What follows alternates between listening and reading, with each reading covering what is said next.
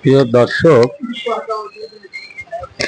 আজ এমন আমার এক বন্ধুর সঙ্গে দেখা হয়ে গেল, যা আমি হয়তো কথা বলার আগে আমি ব্যক্তিগতভাবে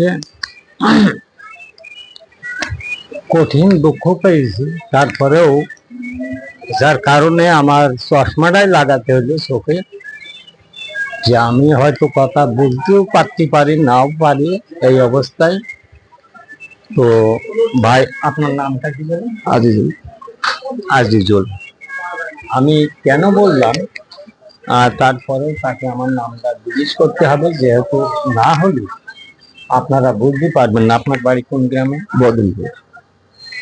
বদনপুর কোন পাড়ায় আপনার বাড়ি? মাঝপাড়া। মাঝপাড়া। আপনার ছেলে যে মার্ডার হলো, আমরা শুনলাম যে আপনার ছেলে একজন মেধাবী ছাত্র ছিল এবং খুবই ভালো ছেলে, গ্রামে বা আশেপাশের লোক এবং যে সমস্ত কলেজে ওই ছেলে পড়াশোনা করেছে সেখানেও তার ভার্সিটি পর্যন্ত নাম ছিল। কিন্তু কি এমন ঘটনা ঘটলো যে মাঝখানে আপনি বা আপনার ছেলের এই অবস্থা? একটু ঘটনাটা মার্ডার হয়েছে। যে মার্ডার করেছে ও একজনের সাথে খারাপ সম্পর্ক ছিল এবং ওই বাড়িতে আমার ছেলের প্রাইভেট পড়াইতো। ওই মহিলার এক ছেলে এক মেয়ে প্রাইভেট পড়াইতো। ওই মহিলার সাথে যে মার্ডার করেছে ওর সাথে খারাপ সম্পর্ক ছিল। এটা আমার ছেলে জেনে ফেলে এবং তাদের অপকর্মগুলি দেখে ফেলে। এটাই তার দোষ ছিল, কিন্তু সে কারো কাছে প্রকাশ করে বেড়ায়নি। কিন্তু ওরা মনে করেছে যে এটা জানাজানি হবে, লোক ডাকবে, বিচার হবে, মান সম্মান চলে যাবে, তো ওকে মেরে দিতে হবে। আচ্ছা দর্শক, আমরা একটু বলি যে ঘটনাটা ঘটলো, ঘটনাটা কিন্তু ঘটানো হয়েছে পরিকল্পিতভাবে। হ্যাঁ, যে ছেলেটা তাকে মার্ডার করেছে, আপনার ছেলের নাম কি? মাসুদ হাসান রঞ্জু। মাসুদ হাসান রঞ্জুকে যে মার্ডার করেছে, সে কিন্তু ওই খারাপ যে মহিলা, ওই মহিলার সাথে তার অবৈধ সম্পর্ক ছিল। এই দেখে ফেলার কারণেই কিন্তু এই ঘটনাটা ঘটেছে।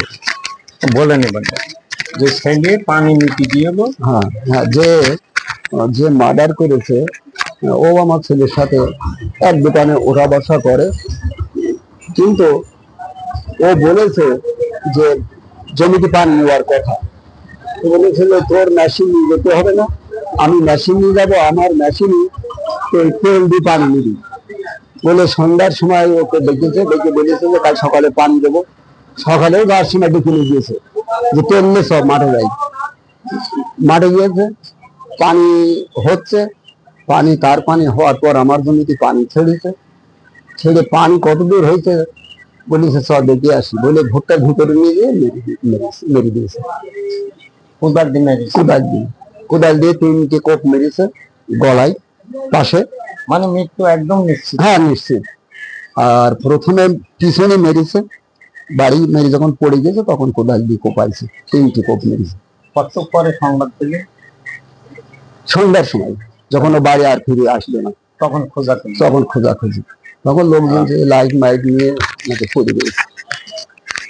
প্রিয় দর্শক, আমি আর কিছুই জানি না। যে ভিডিওটা করলাম আপনারা বুঝতে পারবেন, আমার অত্যন্ত একজন কাছের মানুষ আজিজুল ভাই, বদনপুরের গ্রামের ছেলে, ছাত্র জীবন থেকে উনিও খুবই ভালো ছিল, আমাদের সঙ্গে তার বিরাট সম্পর্ক ছিল।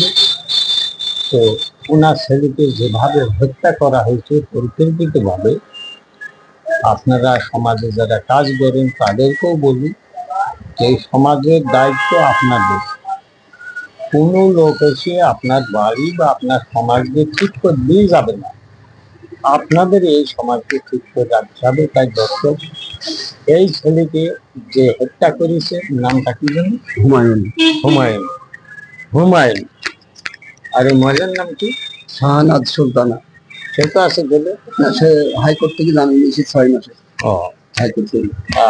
আনা সুলতানা সে জামিনে আছে বর্তমানে।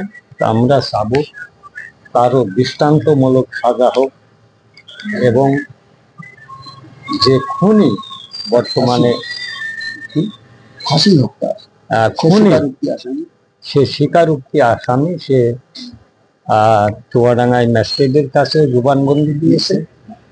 আর এই ধরনের কোনো মা বা বাবার যেন কোল খালি না হয়। দর্শক, আপনারা এই বিচারটা আপনাদের কাছে তুলে ধরলাম যে এই ছেলের ফাঁসি হওয়া উচিত, এবং তার দেখে যেন এই ধরনের কাজ আর কেউ না করে। প্রিয় দর্শক, আমার এলাকা দামোহদা থানা, চুয়াডাঙ্গা জেলা, বদনপুরের ঘটনা আপনাদের আবার স্মরণ করে দিতে চাই। প্রিয় দর্শক, একজন পিতা কত বড় নাজেহাল অবস্থায় আছে আপনারা দেখলেই বুঝতে পারবেন। সবাইকে ধন্যবাদ জানিয়ে আমি শেষ করছি ভিডিওটা। আমার সাথেই থাকবেন। আবার আর আপনারা যদি আমার ইউটিউব চ্যানেল সাবস্ক্রাইব না করে থাকেন তো সাবস্ক্রাইব করে দেবেন। আপনাদের সবাইকে ধন্যবাদ। খোদা হাফেজ।